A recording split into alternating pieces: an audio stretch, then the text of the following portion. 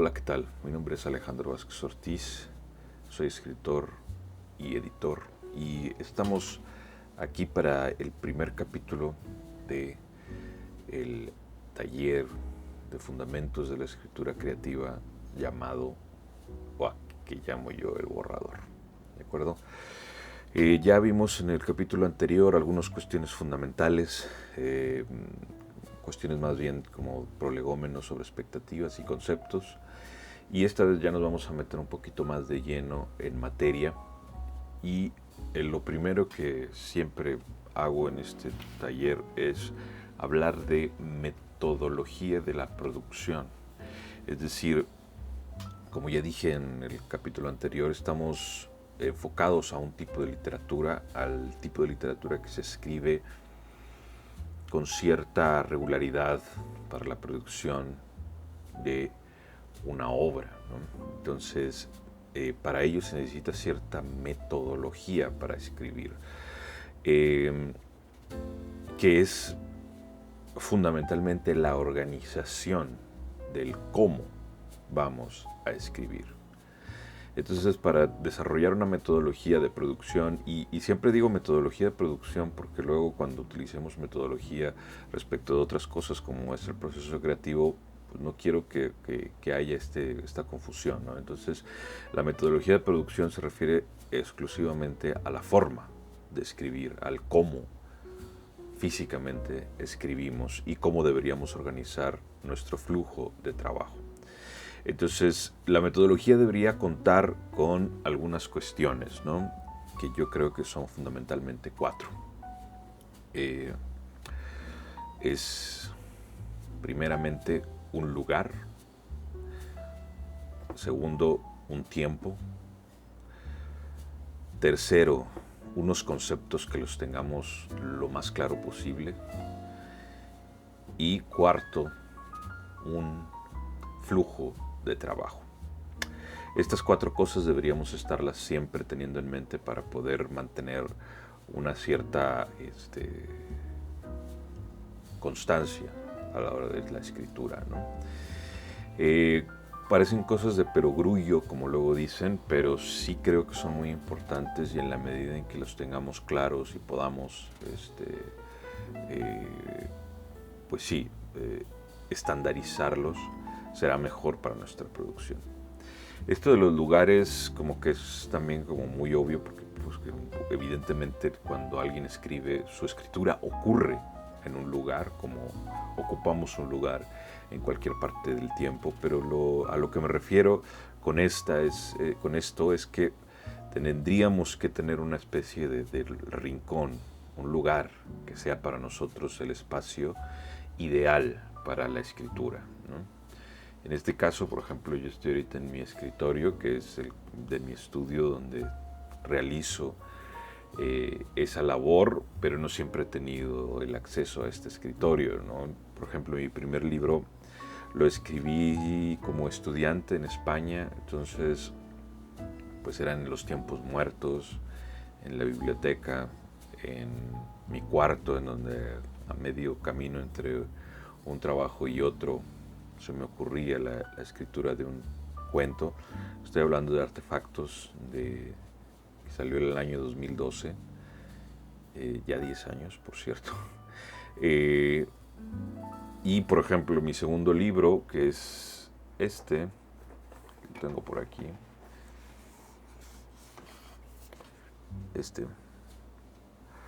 se escribió mayormente en el camión, en el transporte público, en particular en la línea 214, cuando salía del trabajo e iba a casa, ¿no?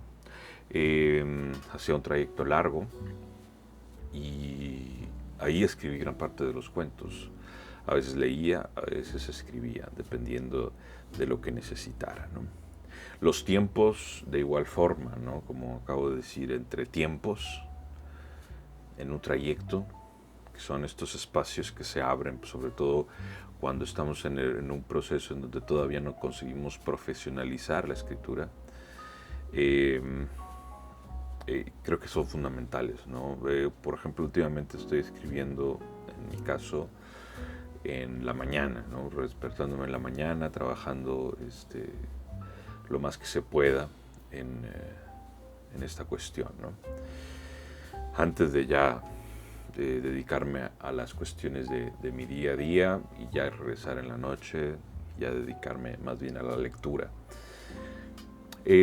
Finalmente, en cuanto al tema de los conceptos, que ya hablamos en el video pasado acerca de los elementos que deben de estar desarrollándose en nuestro flujo de trabajo, que son los procesos inmateriales, los procesos de producción y la corrección, y luego como algo extra las cuestiones editoriales, ¿no?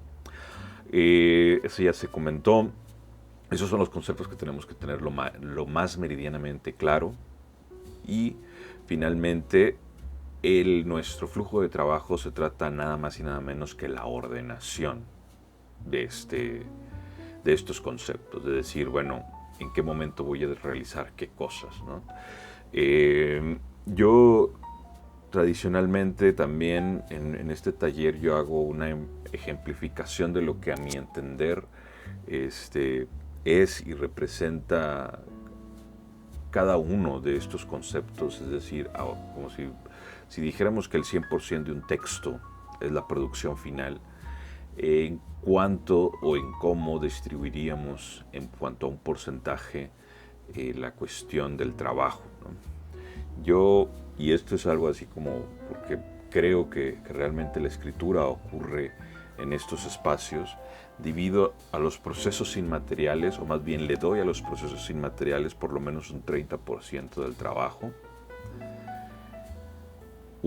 A la producción le doy únicamente el 20% del trabajo, es decir, al acto físico de escribir, para mí es lo que menos trabajo me cuesta. Y luego a la corrección por lo menos una o dos veces, le dedico un 50% del trabajo, ¿no?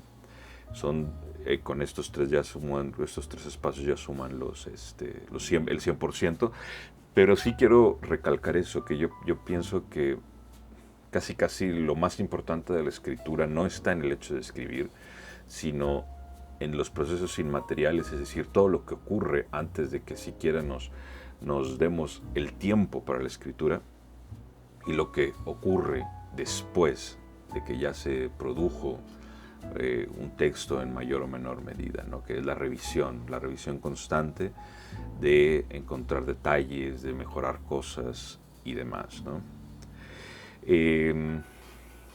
Yo, con estos conceptos, ustedes deberían de poder elaborar una metodología personal, ¿no? Es decir, yo voy a trabajar de esta forma, en tal horario, y intentar adecuar partes de mi día a esta rutina, ¿no?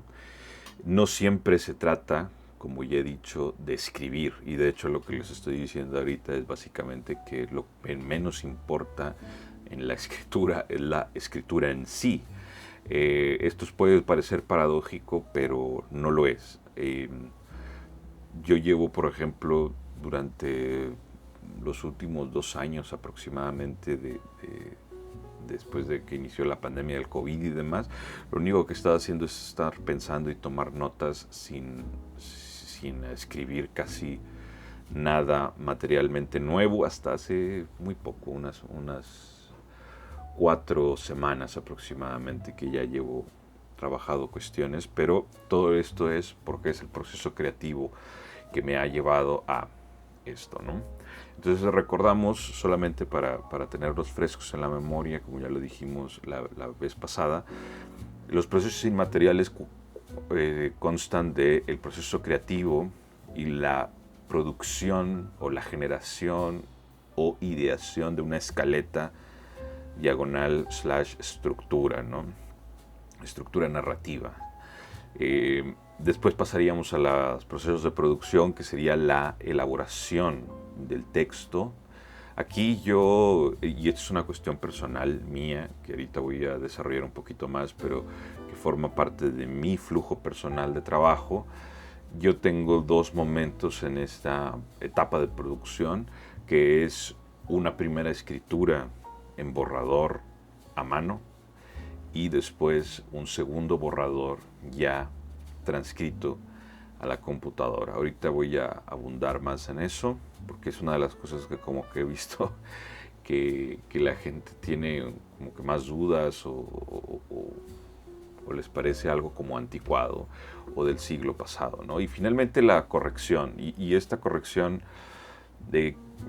pasa a ser primero una revisión personal, pero después, si se puede, lo ideal sería llevarlo a otro lugar, ya sea una revisión interpares o entre gente de lectores que ustedes les tengan confianza, o bien una revisión profesional, ¿no? Es decir, con un editor, con un corrector, etcétera. Luego que hablemos de corrección vamos a contar algunas cuestiones y a hacer algunas especificaciones, pero sin más allá de que yo los invite y les proponga que ustedes hagan su propia metodología, yo les voy a explicar la mía con una intención de que ilustrar todo esto, ¿no? Yo lo primero que se hace, y es de la forma en que se pueda, es el proceso creativo, ¿no? Cuando veamos proceso creativo, que será en las siguientes sesiones, pues nos vamos a dar cuenta que no existe una metodología particular para desarrollar un proceso creativo.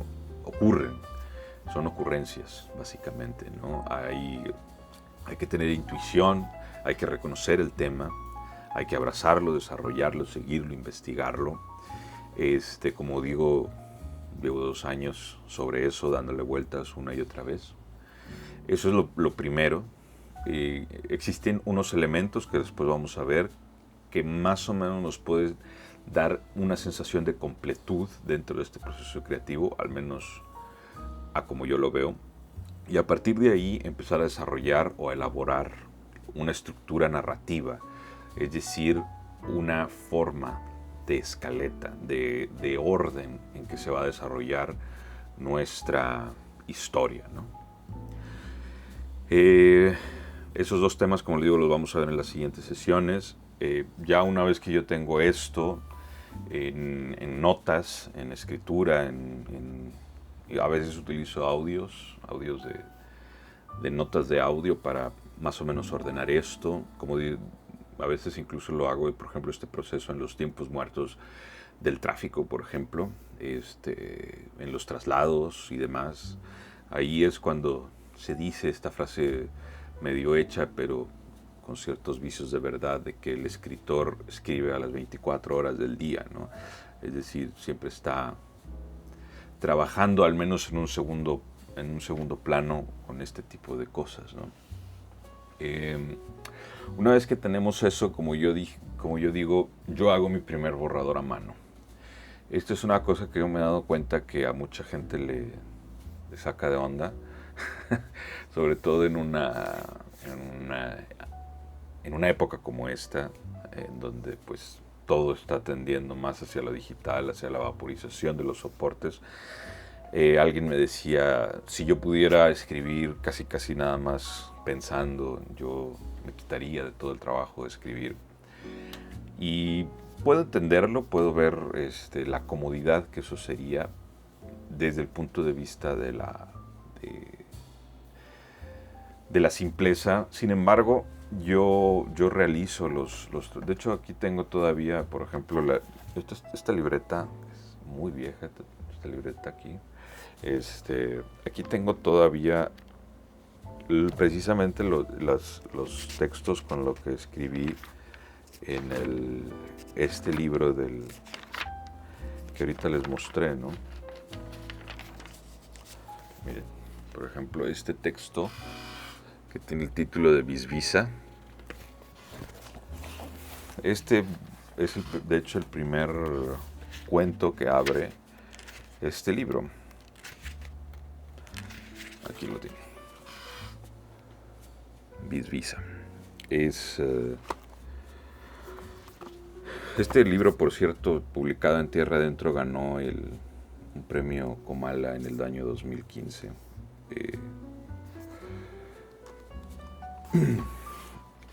No sé, siempre tiro todos los textos, pero no sé por qué tengo algún fetiche con las libretas en donde he escrito y tomado notas. Pero, ¿por qué hago esto? Hay varias razones, ¿no? Hay una cuestión puramente práctica, que son puramente prácticas, ¿no? La primera es que una libreta no te da distracciones, ¿no? Una computadora sí. Te llegan correos, te llegan notificaciones, te aparecen cualquier tipo de distracción informática que ahorita está a la orden del día y te rompe la concentración, ¿no? Esa es una de las cosas fundamentales. Otra cosa es la limpieza. ¿A qué me refiero con limpieza? Me refiero no que a cuando tú escribes a mano, escribes limpio. De hecho, no, al contrario, escribes bastante sucio. Yo escribo muy sucio cuando escribo a mano. La cuestión es de que al momento de haber al momento de ser ese el primer borrador, cuando se pasa a computadora, ya hay un proceso de limpieza. Entonces llega al borrador, al primer borrador en computadora de una forma mucho más limpia.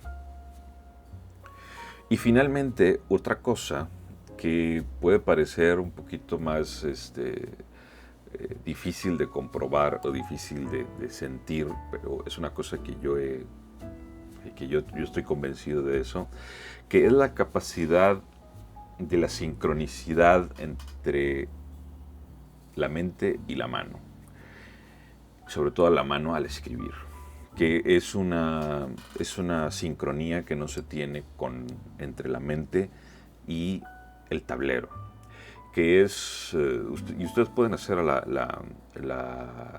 ejercicio, ¿no? De cuando ustedes estén escribiendo a mano, pueden ustedes ir generando una especie, entre comillas, de sonsonete a la hora de estar siguiendo su propio discurso al momento de escribir, cosa que no ocurre en el tablero. El tablero, al momento creo que la mano es más rápida que el pensamiento y empieza a interrumpir y a cortar el desarrollo de ese discurso. Es algo, como digo, más difícil de demostrar, es algo más difícil de sentir, pero creo que hay ahí algo milenario, si se puede decir, en la sincronicidad mano-mente, que creo que todavía no llega a ser superada por el tablero. Entonces, esa es la última razón, ¿no? Entonces, al momento de llegar al segundo borrador, al momento de pasar a la computadora, que sería el siguiente paso en mi metodología, ya tengo un mapa, ya tengo un lugar a donde quiero llegar, que este es mi mapa.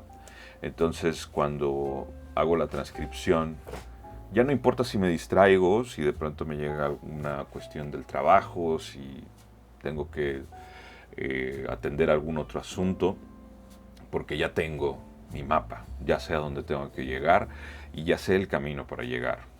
Entonces, a la hora de estar y no solo eso, sino que a la hora de estar trasvasando el texto de la escritura a la computadora, ya hay una primera edición, ya se seleccionan cosas, ya es un segundo tratamiento. Y eso yo creo que es importante porque, a mi entender, y siempre lo he visto así, y por eso siempre a la hora de trabajar con los manuscritos me gusta imprimirlos, yo no... Hay una cuestión con el tema del trabajar los manuscritos que no me deja entenderlos del todo cuando son textos digitales, ¿no? Para mí no hay nada superior al códex, ¿no? Que el códex no es otra cosa que esta forma de encuadernar las cosas con lomo y recuperar la información simplemente con una apertura de página. En el caso de los textos digitales, que es lo que se va a convertir tu texto cuando lo viertas a un procesador de textos digital de una computadora, pues se va a convertir en un rollo, en un pergamino, en donde para tener una coherencia lo mejor es imprimirlo. Y para poder ver sus dimensiones y tocar y entender la coherencia, lo mejor es tenerlo en la mano, ¿no? Entonces es una de las cosas que también siento, ¿no? En la hora de el códex, la libreta, te da esta superioridad de coherencia y de entendimiento respecto del scroll, respecto del papiro, respecto del libro digital en donde uno se pierde en el constante scroll, ¿no? Y antes de seguir, yo creo que habría que decir que para mí lo mejor sería no corregir nada o no corregir demasiado, sino hasta terminar. O por lo menos tener grandes paquetes de trabajo y no regresar, no estar constantemente regresando. Esa es mi forma de ver las cosas. Me imagino que cada escritor tendrá sus formas de trabajar, si trabajan frase por frase, o página por página, o capítulo por capítulo. Yo lo que hago, y esa es mi filosofía o mi forma de aplicar esto, es escribir a martillazos, ¿no?